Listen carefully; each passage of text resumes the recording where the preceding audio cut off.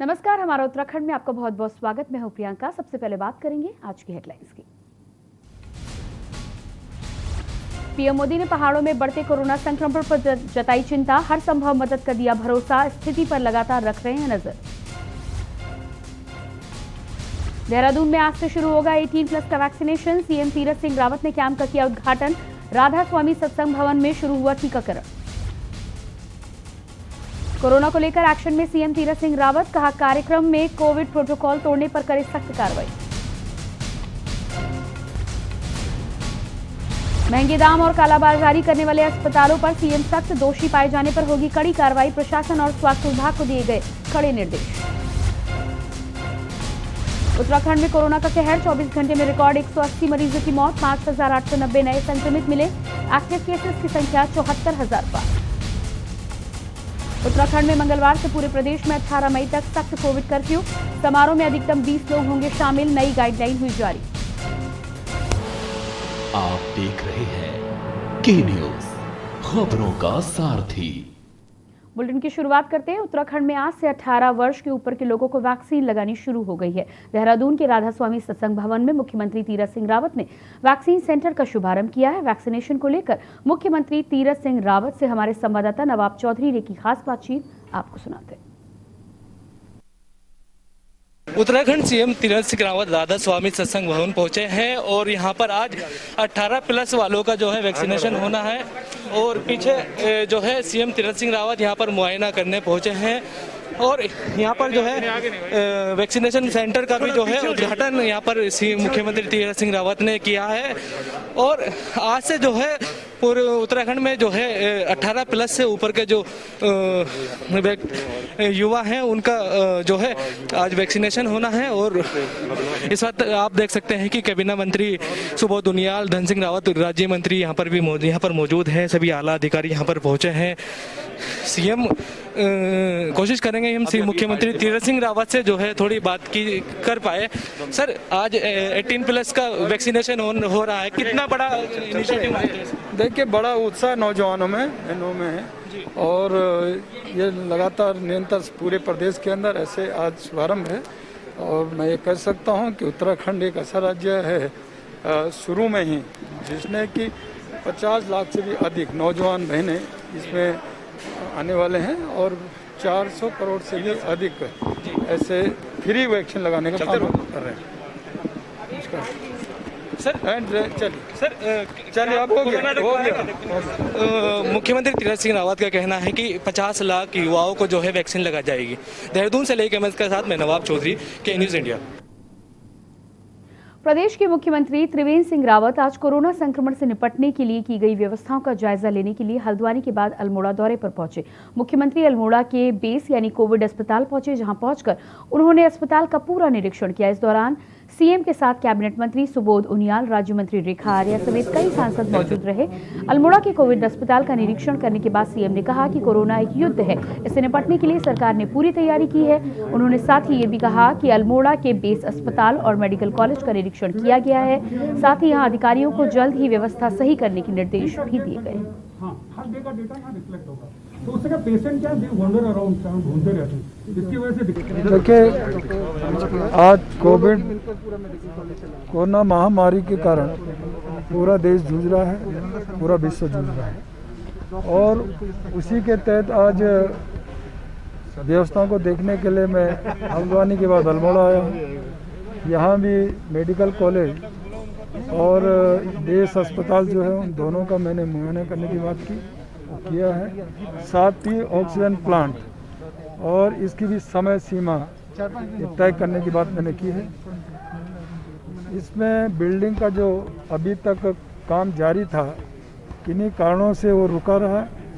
जो पहले एजेंसी काम कर रही थी और उसको हमने काम देने मना किया, अब अपना जल निगम विभाग उसको करे है। बीच में सल्ट विधानसभा का कारण आचार संहिता लगी रही, उसके कारण बजट फंडिंग हम दे नहीं पाए, लेकिन अब तत्काल बजट भी हम इसमें तत्काल स्वीकृत करके और इसको शुरू कराने वाले हैं। कोरोना के लगातार बढ़ रहे मामलों को देखते हुए केंद्र की सरकार और राज्य की सरकार बेहद गंभीर नजर आ रही है। लगातार कोरोना पॉजिटिव केसेस जिस तरह से सामने आ रहे हैं, उन्हें देखते हुए अब वैक्सीनेशन का काम और तेज कर दिया गया है। डोईवाला में आज से 18 साल से 45 साल के व्यक्तियों को कोरोना वैक्सीन का टीकाकरण अभियान डोईवाला के भानियावाला में शुरू कर दिया गया। पूर्व मुख्यमंत्री डोईवाला के विधायक त्रिवेंद्र सिंह रावत ने 18+ वैक्सीनेशन का कार्य की शुरुआत करते हुए कहा है कि अभी भी कोरोना काल चल रहा है, इसलिए लोग बहुत ज्यादा सतर्क रहें और सावधानी बरतें तथा सरकार के द्वारा समय पर की जा रही गाइडलाइंस का पालन जरूर करें ताकि कोरोना महामारी से खुद को बचाया जा सके। अभियान है क्योंकि अब देखने में क्या आ रहा है कि स्प्रेडर जो हैं वो नौजवान है, क्योंकि उसकी भागने दौड़ने की क्षमता भी ज़्यादा है और एनर्जी भी ज़्यादा है, तो ज़्यादा इधर उधर जाता है, कहीं पर ज़रूरत पड़ती है। फिर ऐसे समय में जब इस तरह की दिक्कतें हैं तो स्वाभाविक रूप से नौजवानों की भूमिका ज़्यादा बढ़ जाती है। तो मैं समझता हूँ कि ये जो वैक्सीनेशन का जो ये सेकंड फेज जो 18 से 44 वर्ष के लोगों के लिए, 45 वर्ष के लोगों के लिए प्रारंभ हुआ है, इससे इस संक्रमण को रोकने में काफ़ी सहायता होगी। एक बात मैं और कहना चाहता हूँ कि क्योंकि हो सकता है कि कुछ समय बाद ब्लड की ज़रूरत पड़े बड़े अस्पतालों में। उत्तराखंड में लगातार बढ़ते कोरोना मामलों को लेकर देखते हुए अब कोरोना कर्फ्यू 11 मई से लेकर 18 मई तक जारी रहेगा और साथ ही कड़े नियम कानून के साथ इस बार सरकार सतर्कता भी दिखा रही है। इन सभी मामलों की जानकारी ली हमारे संवाददाता राजेश वर्मा ने, आपको दिखाते हैं। अगर आप उत्तराखंड आ रहे हैं तो आपको उत्तराखंड आने से पहले 72 घंटे की RT-PCR की नेगेटिव रिपोर्ट दिखानी अनिवार्य होगी, क्योंकि गाइडलाइन जारी हो चुकी है। 1 मई से लेकर 18 मई तक जो है कोरोना कर्फ्यू जारी रहेगा, क्योंकि जिस तरीके से संक्रमण के मामले लगातार राजधानी सहित तमाम राज्य में आ रहे हैं, तो तमाम जिलों से आ रहे हैं, तो वो एक चिंता का विषय है, जिसको देखते हुए एक बार दोबारा जो है जो गाइडलाइन है, जो SOP है, वो जारी कर दी गई है और तमाम जिला अधिकारियों को कड़े निर्देश दिए गए हैं कि बेपरवाह लोगों के खिलाफ कड़ी कार्रवाई जो है वो की जाए। वीडियो जर्नलिस्ट लईक अहमद के साथ में राजेश वर्मा, के न्यूज़। राजधानी देहरादून में नए कोविड-19 ताल को जल्द शुरू करने का काम किया जा रहा है। इसकी जिम्मेदारी कैबिनेट मंत्री गणेश जोशी ने ली है। अस्पताल के निरीक्षण के दौरान गणेश जोशी का ये भी मानना है कि अगर पिछली त्रिवेंद्र सिंह की सरकार ने कुछ काम किया होता तो इस बार हमें इतनी मेहनत नहीं करनी पड़ती। अपनी नाराजगी अपने पूर्व मुख्यमंत्री को लेकर गणेश जोशी ने जताई है।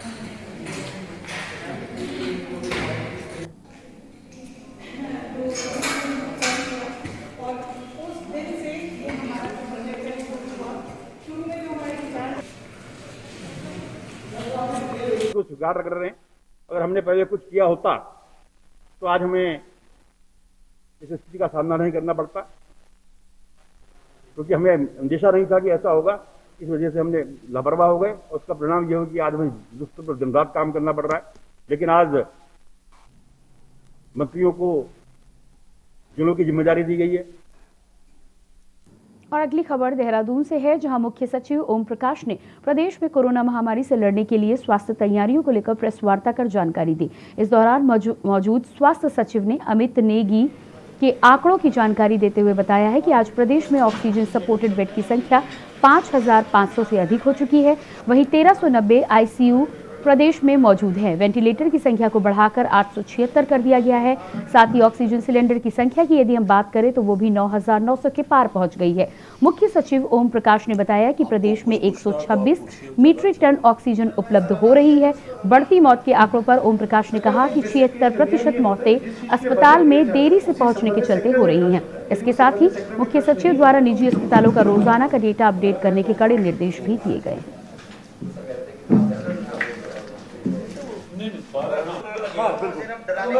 नहीं, ऐसा भी नहीं कि डराने के लिए। देखिए, ऐसा है कि NSA नेशनल सिक्योरिटी में ही लगता है, लेकिन कोई इस तरह की अगर। और यहाँ पर आप देख सकते हैं मुख्य सचिव ने प्रदेश में कोरोना को लेकर प्रेस वार्ता की है। ये तस्वीरें आप उसी की देख पा रहे हैं, जिस पर उन्होंने तमाम अलग अलग आंकड़ों की जानकारी दी है। देहरादून से ये प्रेस वार्ता की तस्वीरें आप अपने टेलीविजन स्क्रीन पर देख सकते हैं। आपको कुछ पूछना हो तो आप पूछिए, ज़्यादा अच्छा होगा। सरकार का एक बेसिक एक नियम ये होता है कि जिस चीज के लिए बजट दिया जाता है उसी संबंधित सेक्टर में खर्च होता है। यदि वो संबंधित सेक्टर में खर्च नहीं होगा तो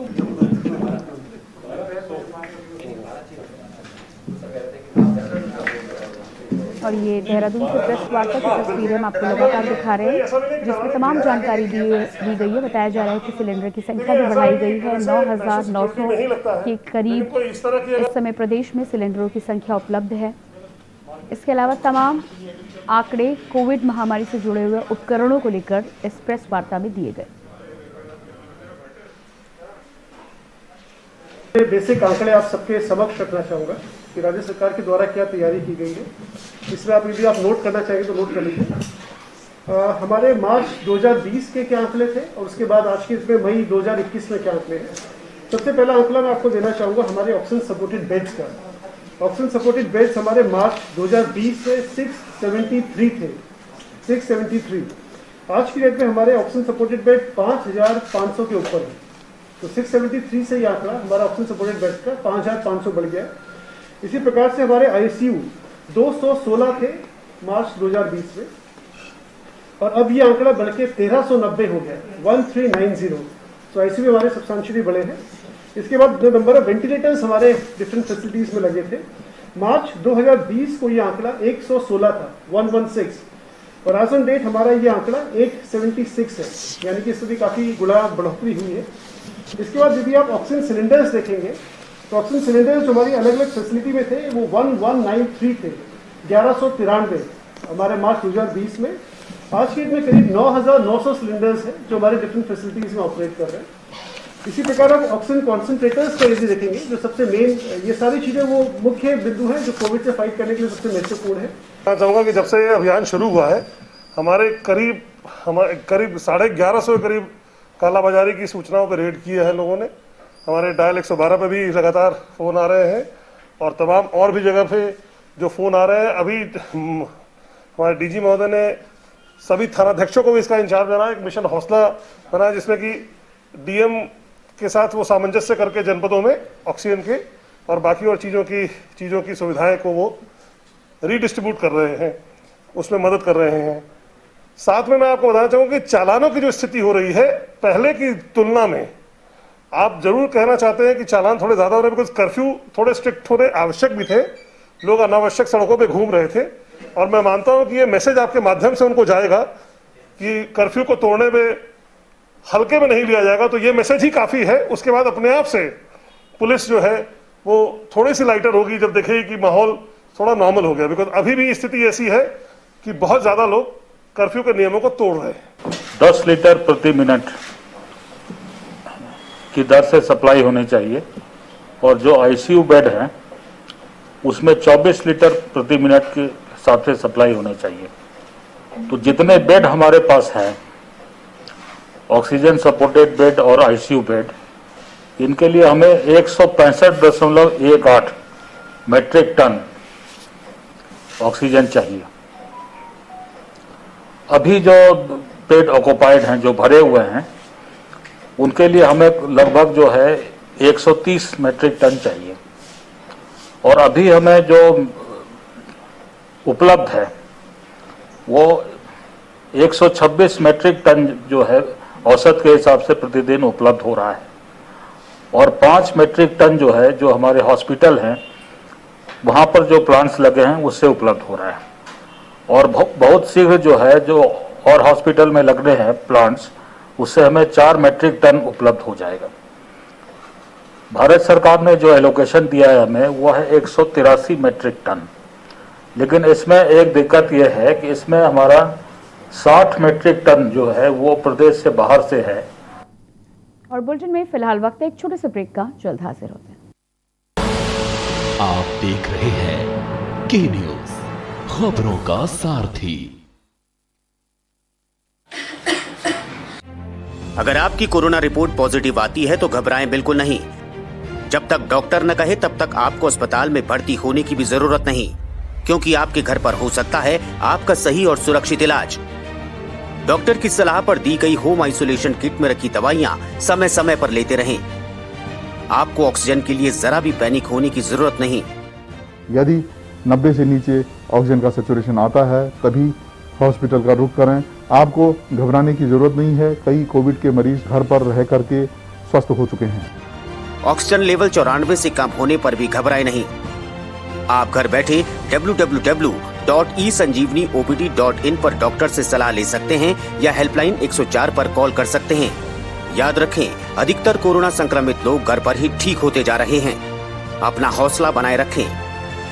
कोरोना को है हराना तो बिल्कुल नहीं है घबराना। जुबान के लिए उड़ चला गैरों की ज़मीं पर, खुशबू अपने पन की ढूंढता। दूर कितना भी जा, इस जुबान से दूर ना जा पाओगे। विमल, बोलो जुबान केसरी। आप देख रहे हैं के न्यूज, खबरों का सारथी।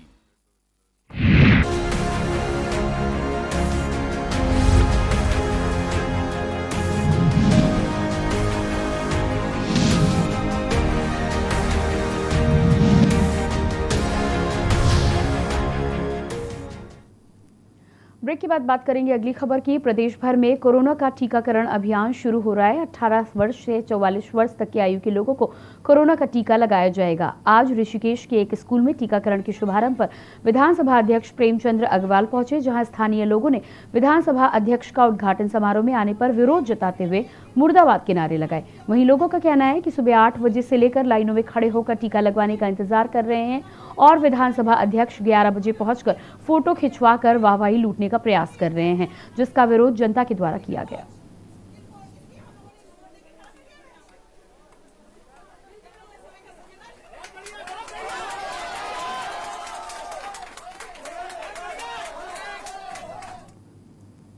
सूबे के मुख्यमंत्री तीरथ सिंह रावत ने आज राजधानी देहरादून के हरिद्वार से 18 से 44 वर्ष के लोगों के टीकाकरण अभियान का विधिवत शुभारंभ किया। इसी कड़ी में मंगलवार से नैनीताल के डीएसए मैदान में 18 से 45 वर्ष के लोगों को कोरोना वैक्सीन लगाई जानी है। नैनीताल में भी कोरोना का टीका लगवाने के लिए जिला प्रशासन और अस्पताल प्रशासन ने सभी तैयारियां पूरी कर ली हैं।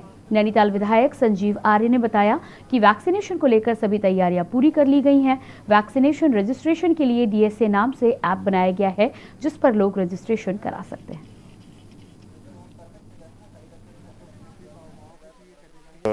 पूरे देश में आप सबको विदित है कि 18 से 45 वर्ष के जो हमारा एज ग्रुप है, उनके वैक्सीनेशन की प्रोसेस शुरू हो रही है।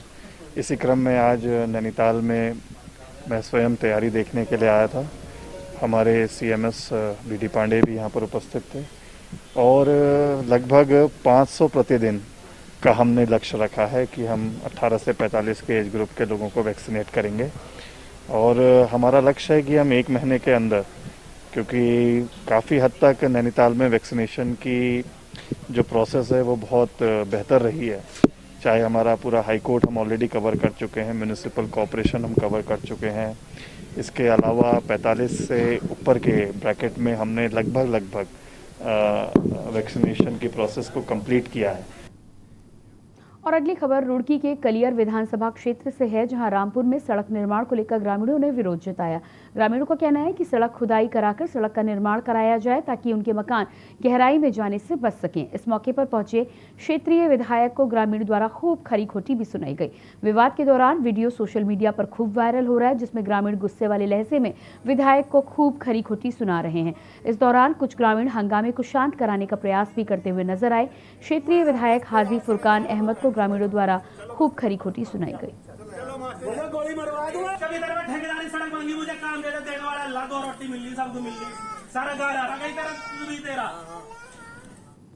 और खबरों के सिलसिले को आगे बढ़ाएंगे, लेकिन पहले लेंगे छोटा सा ब्रेक।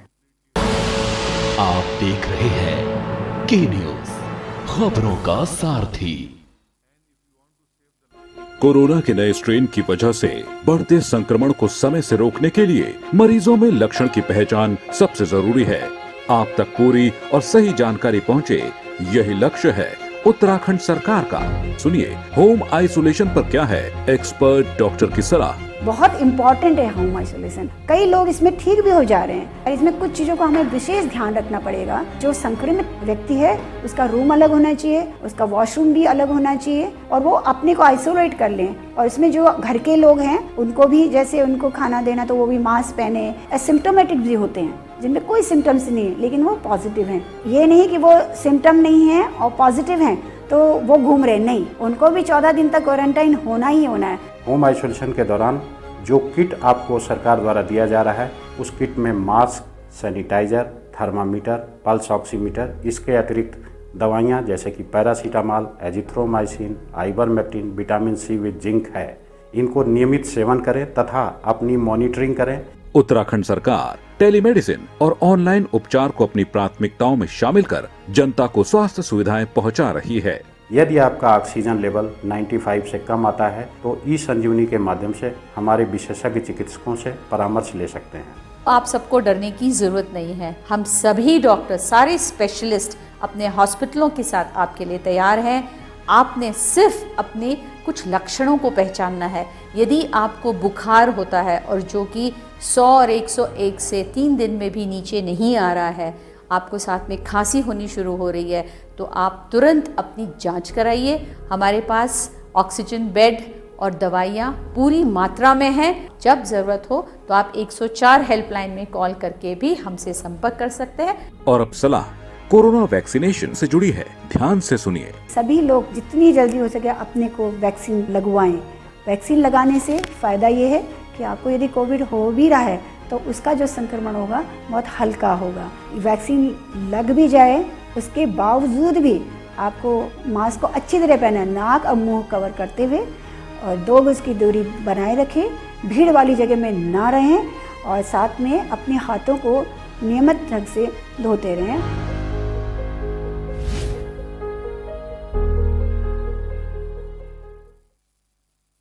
पर ये दिल है कि चख रहा है उन्हीं अल्फाजों का दूर कितना भी जाओ, इस जुबान से दूर ना जा पाओगे। विमल, बोलो जुबान केसरी। आप देख रहे हैं के न्यूज, खबरों का सारथी।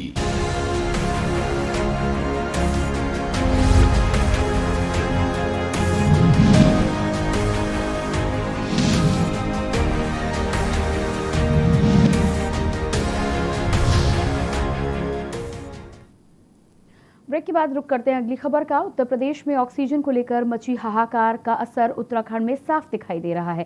सैकड़ों किलोमीटर का सफर तय कर मरीजों के परिजन ऑक्सीजन के लिए उत्तराखंड के ऑक्सीजन प्लांट में कतारों में खड़े होकर अपनी बारी का इंतजार कर रहे हैं।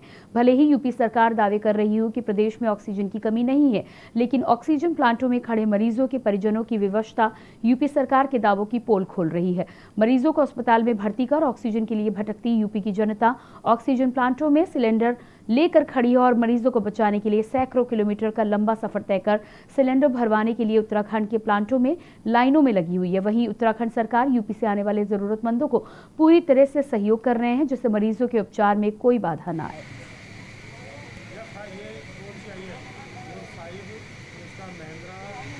और सर मैं धक्के ठोकरे खाता हूँ, भूखा प्यासा क्या मैं पड़ा हूँ, इधर से उधर धक्के ठोकरे, कोई सुनवाई नहीं हो रही। जो बात है मूल आदमी को कोई बात भी नहीं कर रहा था, कोई भी नहीं कर रहा, ना डॉक्टर ना कंपाउंडर नहीं सर, दवाई वाले कोई बात नहीं कर रहा था। तो आप साल से पिछले साल भी यही वक्त था और पिछले साल ही इस कोविड-19 ने लोगों को जागरूक कर दिया था और सरकार को भी जगा दिया था। तो मैं समझता हूँ कि पिछले साल से 1 साल का पीरियड इस समय को देखें तो हो गया, लेकिन मैं बड़े हैरत में इस बात में हूँ कि एक बीमारी आई थी भयंकर से अब तो लाखों में गिनती चली गई है मरने वालों की संख्या, जो हमने अपने अजीज और अकारिब को भी गंवा दिया।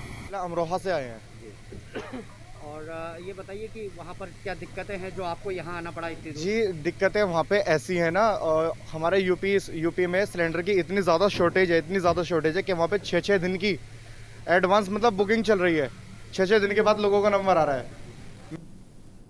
विधायक सौरभ बहुगुणा ने सामुदायिक स्वास्थ्य केंद्र पहुंचकर 10 ऑक्सीजन कंसंट्रेटर मशीनें स्वास्थ्य केंद्र को दी हैं। इसके साथ ही जरूरत पड़ने पर और भी मशीन लगाने की बात कही है। विधायक सौरभ बहुगुणा सामुदायिक स्वास्थ्य केंद्र पहुंचे और मुख्य चिकित्सा अधिकारी डॉक्टर राजेश आर्य को 10 ऑक्सीजन कंसंट्रेशन मशीनें उपलब्ध कराई। विधायक सौरभ बहुगुणा ने कहा कि राज्य सरकार कोरोना महामारी की दूसरी लहर का गंभीरता से सामना कर रही है, लेकिन कोरोना संक्रमण की बेतहाशा बढ़ती संख्या में स्वास्थ्य विभाग में संक्रमितों को ऑक्सीजन सिलेंडर या कॉन्सेंट्रेटर उपलब्ध कराना राज्य सरकार के लिए बड़ी चुनौती बना हुआ है। इसी गंभीरता को देखते हुए उनके द्वारा 36 ऑक्सीजन कंसंट्रेटर मशीनें खरीदी गई हैं, जिसमें अभी 19 मशीनें ही मिल सकी हैं। सितारगंज सामुदायिक स्वास्थ्य केंद्र में क्षेत्रवासियों के लिए 10 ऑक्सीजन मशीनें उपलब्ध कराई गई हैं। में पूरा देश आज के दिन कोविड की बहुत बड़ी एक महामारी से जूझ रहा है। सितारगंज विधानसभा में ऑक्सीजन की रोज़ शिकायतें आ रही थी, ऑक्सीजन सिलेंडर लोगों को नहीं मिल पा रहे, ऑक्सीजन की किल्लत है। तो मैं धन्यवाद करना चाहूँगा उर्वशी साई जी का, सिंगापुर कम्युनिटी का, जिनको मैंने अपने ऑफिशियल लेटर हेड पे एक चिट्ठी लिखी थी कि मेरी विधानसभा में ये प्रॉब्लम है, और उन्होंने मुझे ऑक्सीजन कॉन्सेंट्रेटर 7 लीटर के ऑक्सीजन कॉन्सेंट्रेटर प्रोवाइड कराए गए हैं सिंगापुर की कम्युनिटी के द्वारा। और मैंने उसको आज यहाँ पर 10 oxygen cylinder oxygen concentrator Sitarganj के सामुदायिक केंद्र पे दिए हैं। क्षेत्रीय विधायक सौरभ बहुगुणा के निर्देश पर सभासद रवि रस्तोगी ने बिजली घर में कोरोना वैक्सीन लगाने के लिए टीकाकरण कैंप लगवाया है। कैंप में दर्जन लोगों ने कोरोना वैक्सीन लगवाई। रेड क्रॉस सोसाइटी के सदस्यों ने कैंपस में पहुंचकर सहयोग भी किया। सभासद रवि रस्तोगी लगातार वैक्सीन कैंप लगाकर लोगों का टीकाकरण करवा रहे हैं। इससे पूर्व उन्होंने टीचर कॉलोनी, वार्ड नंबर 5 की राम नगीना वाली गली आदि स्थानों पर वैक्सीन कैंप लगवाकर दर्जनों लोगों को वैक्सीन का लाभ पहुंचाया है। सभासद रवि रस्तोगी ने सोशल मीडिया के माध्यम से आमजन को कोरोना वैक्सीन से होने वाले बचाव की जानकारी भी दी। उन्होंने आमजन से टीकाकरण कराने की अपील की है, जिसके बाद टीकाकरण के लिए काफी संख्या में लोग पहुंचे हैं।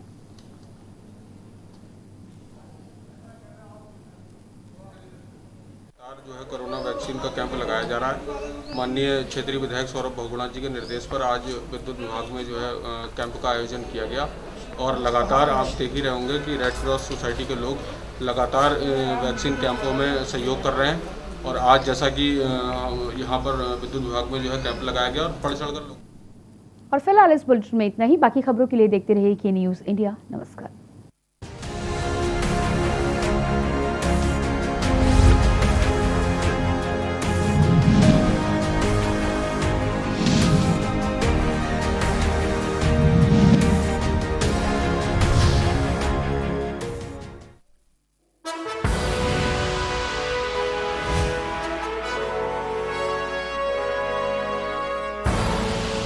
आप देख रहे हैं के न्यूज़, खबरों का सारथी।